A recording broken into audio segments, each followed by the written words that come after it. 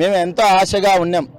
ఆ బడ్జెట్ సమావేశానికి సంబంధించింది మున్సిపల్ కార్మికులకు ఎటువంటి రూపాయి కానీ లేకుండా ఈరోజు మున్సిపల్ కార్మికులని మోసం చేసింది, ముఖానికి మసిబూసినట్టు ఈరోజు కూటమి ప్రభుత్వం చేసింది.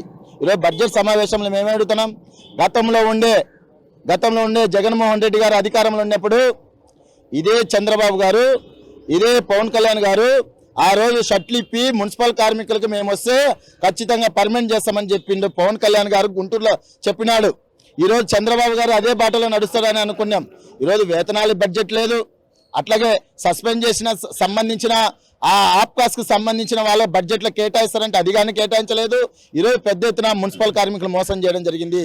రాష్ట్ర ప్రభుత్వం అయ్యా ఈరోజు ఎమ్మెల్యేలకు, మినిస్టర్లకు వాళ్ళందరికీ వేతనాలు పెరిగేదానికి బడ్జెట్ ఉంటుంది, మున్సిపల్ కార్మికులకు ఎందుకు బడ్జెట్ ఉండదని మేము తెలియజేస్తున్నాం. అయ్యా ఇప్పుడుండే ధరలకు అనుకూలంగా పప్పు దినుసులు ఏమి, నూనె ఏమి, బియ్యం ఏమి, ఈరోజు పాల ఏమి, ఇవన్నీ ఉంటే ఇవన్నీ అనుకూలంగా ఉండే మా జీతం ఇస్తాం, నువ్వు ఏమైనా బతుకుతావా, ఒకరోజు బతకండి అని చెప్తున్నా మా జీతంతో. ఇవన్నీ కాకుండా ఈరోజు మున్సిపల్ కార్మికుల్ని 12వ పిఆర్సీ లేకుండా చేసే పద్ధతిలో ఈరోజు ఉండరు. 12వ పిఆర్సీలో అనేక రూపాలలో మాట్లాడినావు, కూటమి ప్రభుత్వం అనేక రూపాలలో మాట్లాడింది. ఏం చేసినారు 12వ పిఆర్సీని? వెంటనే కానీ 12వ పిఆర్సీ కానీ అమలు చేయకుంటే రాబోయే కాలంలో పెద్ద ఎత్తున పోరాటం చేస్తాం.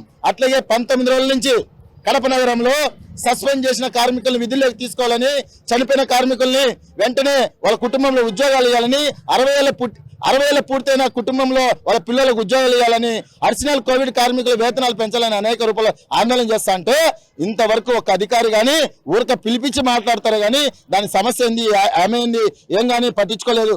అందుకే మేము ఈ నెల 20వ తేదీ నుంచి ఆమరణ నిరాహార దీక్ష పోతున్నాం. అలాగే రాష్ట్ర వ్యాప్తంగా పెద్ద ఉద్యమాన్ని తీసుకొని రాబోతున్నాం. ఈ ఉద్యమం రేపు అసెంబ్లీ జరుగుతుంది. ఈ అసెంబ్లీలో కానీ ఈ అంశాలు దాని మీద పెద్ద ఎత్తున మేము చలో విజయవాడకు అసెంబ్లీని ముట్టడించేదానికి CITగా పెద్ద ఎత్తున పోతున్నామని